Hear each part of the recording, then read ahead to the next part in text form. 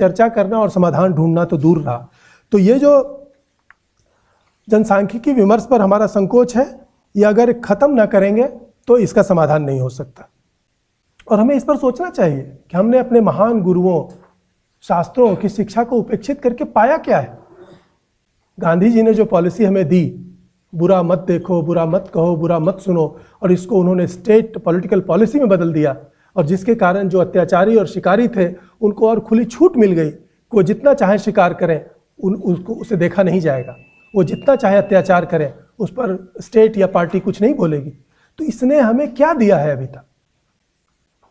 विवेकानंद ने जो कहा था कि एक हिंदू जब धर्मांतरित होता है, उसके 40 साल बाद लाहौर में जो हुआ, 60 साल के बाद ढाका में जो हुआ, और 80 साल के बाद श्रीनगर कश्मीर में जो हुआ, वो तो दिखाता है कि उनकी बात कितनी 100% प्रमाणित थी।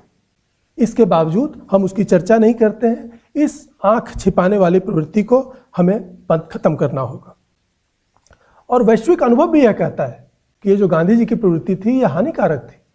पूरी दुनिया में देखा गया है, अमेरिका उसका उदाहरण है, इजराइल उसका उदाहरण है, रसिया भी उसका उदाहरण है, चाइना इसका उदाहरण है कि जिन लोगों ने समस्या को आंख मिला करके देखा और उससे लड़ने के लिए तैयार हुए, वहाँ पर यह समस्या नहीं बढ़ी है, डेमोग्राफी की समस्या। और जहाँ पर हमने झूठे सिद्धांतों के अधीन, झूठी कल्पनाओं के अधीन, मोहक लेकिन नकली बातों के अधीन हमने आंख छिपाने की प्रवृत्ति बनाई, वहाँ पर हमारा क्या परिणाम हुआ है, यह तुलनात्मक रूप से देखना चाहिए।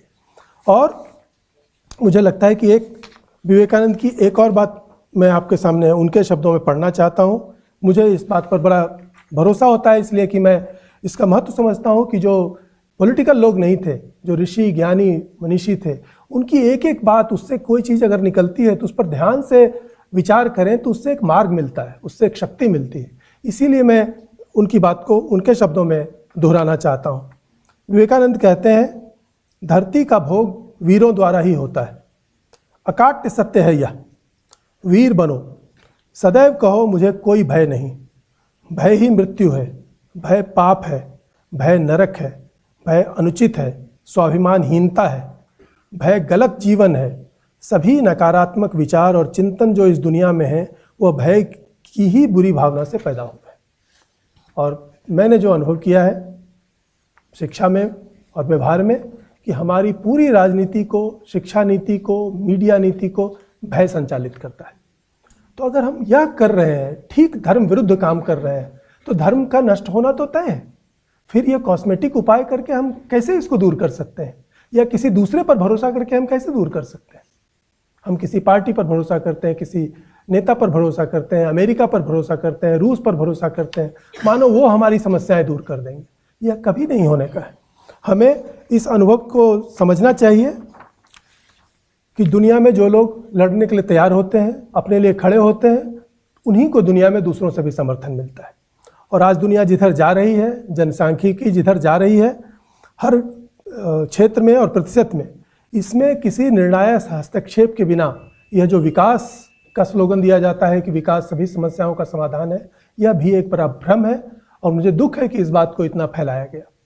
अगर विकास इन समस्याओं का समाधान होता, इस्लामी समस्या का, डेमोग्राफी की समस्या का, तो यूरोप तो सबसे अधिक विकसित है, संयुक्त राज्य अमेरिका सबसे अधिक विकसित है, वहाँ यह समस्या इतने विकट रूप में क्यों खड़ी हुई?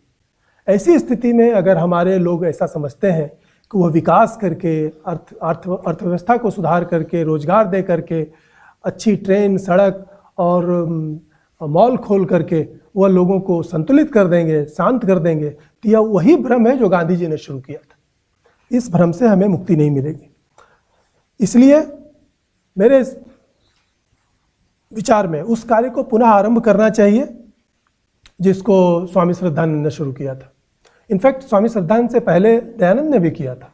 दयानंद ने खुले तौर पर सार्वजनिक रूप से मुल्लों के साथ और पादरियों के साथ शास्त्रार्थ किया था। बनारस में भी वो एक जगह स्मारक के रूप में बनी हुई है, और उनकी जीवनी आप ध्यान से पढ़ें तो आप पाएंगे कि जगह जगह वह शास्त्रार्थ करते थे इस्लाम पर और ईसाइयत पर। ये कैसी आश्चर्यजनक बात है कि जिस समय हम पराधीन थे, उस समय हम खुल के इस्लाम और ईसाइयत की आलोचना करते थे। और स्वतंत्र भारत में ऐसी स्थिति हो गई है कि एक शब्द बोलना मीडिया तक में, एक स्वतंत्र लेख में भी आपके लिए मना हो गया है। इस स्थिति को पलटना बहुत आवश्यक है। और जिस काम को बल्कि उनसे भी पहले स्वामी विद्यारण्य का नाम आता है कि सबसे पहले उन्होंने 12वीं 13वीं शताब्दी 14वीं शताब्दी में उन्होंने हरिहर और बुक्का को, हरिहर बुक्का दोनों मुस्लिम हो गए थे, उनको उन्होंने वापस अपने धर्म में लाया। तो मुझे लगता है यह काम श्रद्धानंद के काम को जरा गंभीरता से देखना चाहिए और उसमें शायद हमारे लिए सबक है, उसमें हमारे लिए रास्ता है। श्रद्धानंद यहीं दिल्ली में रहते थे और मुस्लिम इलाके में रहते थे, सुबह शाम टहलने निकलते थे और वो वही श्रद्धानंद है जिनको जामा मस्जिद में आकर के उनसे भाषण कराया गया था।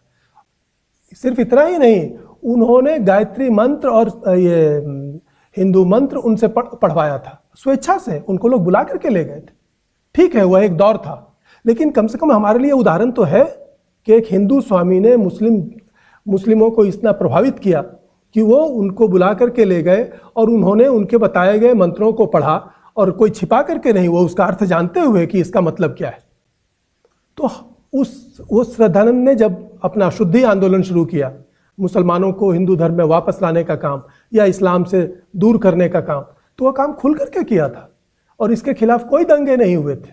और जो छुटपुट हुआ जिसमें स्वयं उनकी जान भी गई, मैं समझता हूं कि वह उसकी तुलना में कुछ भी नहीं है जो वह काम छोड़ देने से हुआ। गांधी जी ने इस काम की निंदा की और उसको बंद करवाया, लेकिन मैं समझता हूं कि वह काम न केवल व्यवहारिक था बल्कि उस काम से मुस्लिम भी उनका सम्मान करते थे। और आप एक ही नोट करें, इतिहास इतना पुराना नहीं है कि इसकी जांच ना हो सके। जिन लोगों ने, हमारे जिन नेताओं ने स्वतंत्र स्पष्ट रूप से हिंदू चिंता को रखा था, हिंदुओं के हित को सामने रखा था, उनका मुसलमान भी आदर करते थे और उन्हीं, मैं समझता हूं उन्हीं का सिर्फ आदर करते थे। और जिन लोगों ने छल छद्म की शब्दावली अपनाई, पॉलिटिकल करेक्टनेस में जो लोग गए, उनको मुसलमान पसंद नहीं करते थे, उन पर विश्वास नहीं करते थे। कम से कम 3 नाम मैं बता सकता हूं, ये विवेकानंद, श्री अरविंद, ये और पॉलिटिकल लोगों में लीजिए तो मदन मोहन मालवीय, श्रद्धानंद। अब देखिए कि ये दयानंद सरस्वती, स्वामी श्रद्धानंद, मदन मोहन मालवीय, इन 3 के बारे में मैंने स्वयं देखा है कि इनके प्रति मुसलमान लीडरों में बहुत श्रद्धा थी और गांधी जी और नेहरू जी के प्रति नहीं थी। तो मुझे तो ये व्यवहारिक लगता है। इसलिए जब लोग कहते हैं या प्रश्न उठता है कि ये जो आप कह रहे हैं क्या ये व्यवहारिक है, मैं समझता हूँ यही व्यवहारिक है। और इसका उदाहरण है हमारे सामने कि जिन लोगों ने हिंदू चिंता को स्पष्ट रूप से रखा, मुसलमान लीडरों ने उसको अप्रिशिएट किया क्योंकि वो उन्हें दिखाई पड़ता था। वो तो पॉलिटिकल कम्युनिटी है, आज से नहीं, शताब्दियों से, शुरू से। तो वो राजनीतिक चिंता को, किसी दूसरे समूह की राजनीतिक चिंता को आसानी से समझ सकते हैं, लेकिन जो बोलेगा ही नहीं, जो स्वयं शिकारी बनने के लिए तैयार है और अब बुद्धिहीन की तरह आंख छिपा करके समझता है कि उसने समस्याओं को दूर कर दिया, वह तो और आकर्षित करता है ऐसे शत्रुओं को कि ये ऐसी स्थिति में है कि अपनी रक्षा नहीं कर सकते। और मुझे लगता है कि कश्मीर या बांग्लादेश या पाकिस्तान में जो हुआ वो इसका परिणाम है। जिन मुसलमानों ने यह किया, उन्होंने सपने में भी 10 साल पहले ऐसा नहीं सोचा था। जैसा आपने डेमोग्राफी वाले में देखा कि पाकिस्तान की मांग करने वाले और उसका आंदोलन चलाने वाले लोग तो यहीं रह गए, और जहां पर मुस्लिम लीग बिल्कुल नहीं थी वो पाकिस्तान बन गया। लेकिन जब वो पाकिस्तान बन गया तो इस्लाम के प्रभाव में उसका वही परिणाम होना था जो पहले होता रहा है।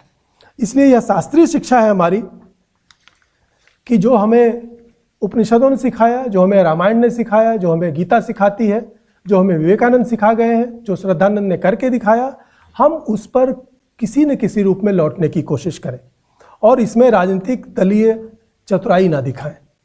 इसके सिवा हमारे पास कोई उपाय भी नहीं है, लेकिन इसको निरुपाय होकर के नहीं बल्कि सचेत रूप से इस काम को हाथ में लेना चाहिए।